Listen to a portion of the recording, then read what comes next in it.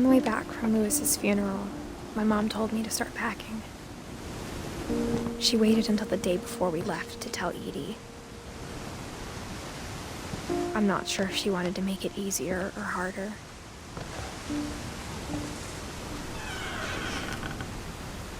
I wish we'd stayed. But I understand why we left.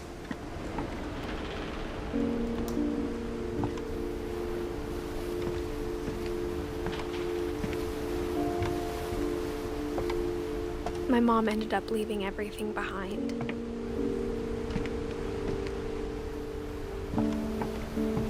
What happened that night had been coming for a long time.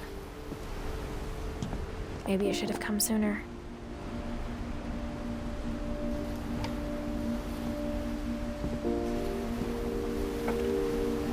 But it had to end one way or another. All that's left now is to tell you about that last night.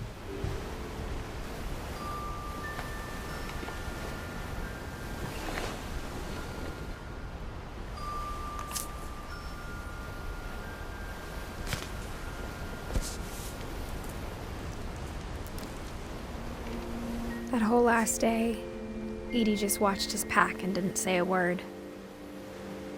Until supper, when she raised her glass and said, "To our final night together, and all our final nights apart." Grandma, you know what I said about alcohol. Some of your medications are very Edith, specific. I left a present for you in the hallway. Why don't you go open it? The grown-ups have to argue now. I'm sorry, you're right. We're all leaving tomorrow. Let's just enjoy our last... I'm not leaving. Edith, you're excused.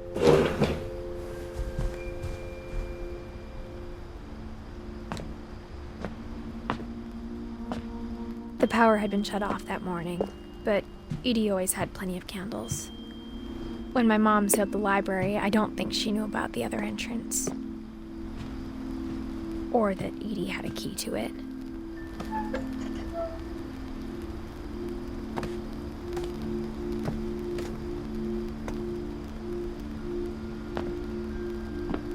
That thing you're afraid of isn't going to end when you leave the house.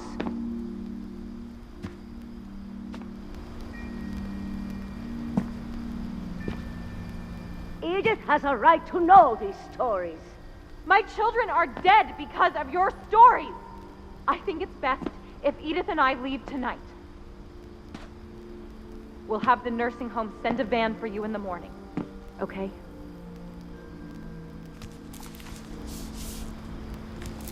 Dear Edith, there's so many stories I wish I could tell you, but there's only time for one.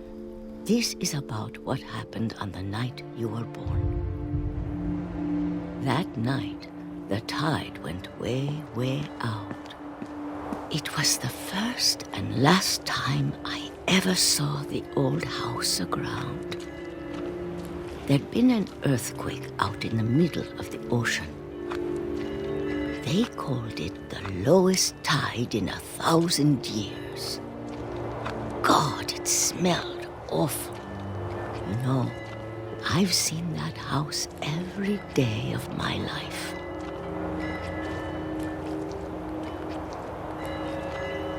But I never thought I'd go back to it. When the fog rolled in, I lost my way.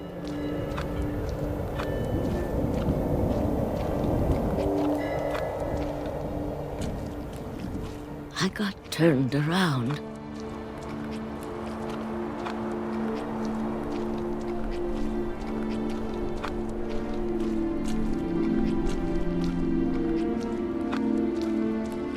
For a while, I wandered.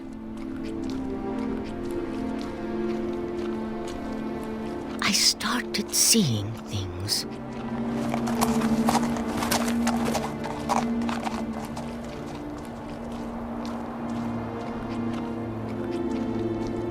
Things I'd forgotten had ever existed.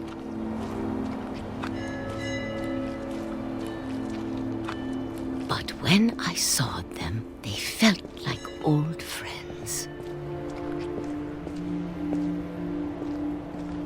That that night, a lot of things came back to me. Or maybe I came back to them.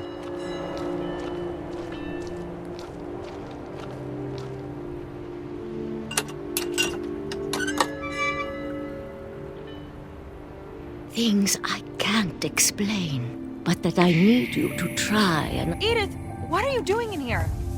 It's mine. Edith! Mom, you're gonna rip it! Let go! I kicked and screamed, but Mom dragged me to the car. I never saw Great-Grandma Edie again. The next morning, the van came to pick her up, but she was already gone. After that, we moved around a lot.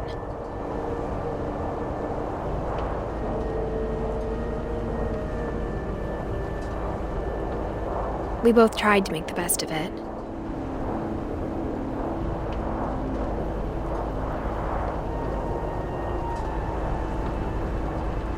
A few years went by.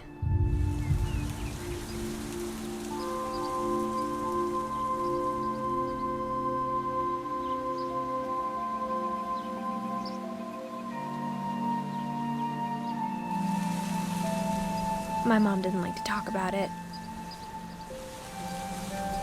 but she started getting sick a lot.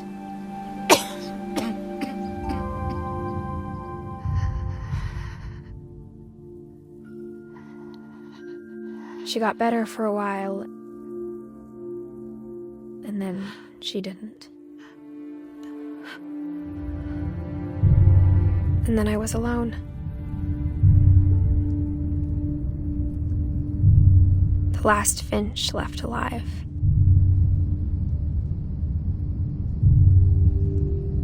Until I found out about you. I'm still not sure what to tell you about all this.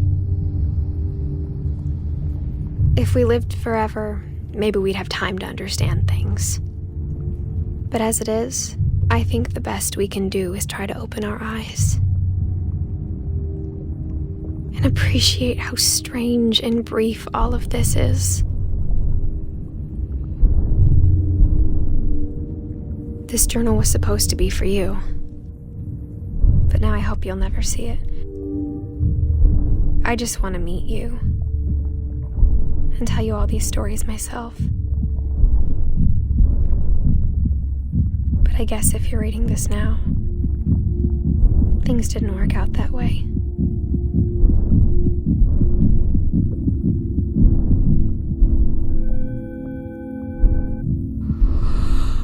This is where your story begins. I'm sorry I won't be there to see it. It's a lot to ask, but I don't want you to be sad that I'm gone. I want you to be amazed that any of us ever had a chance to be here at all. Good luck.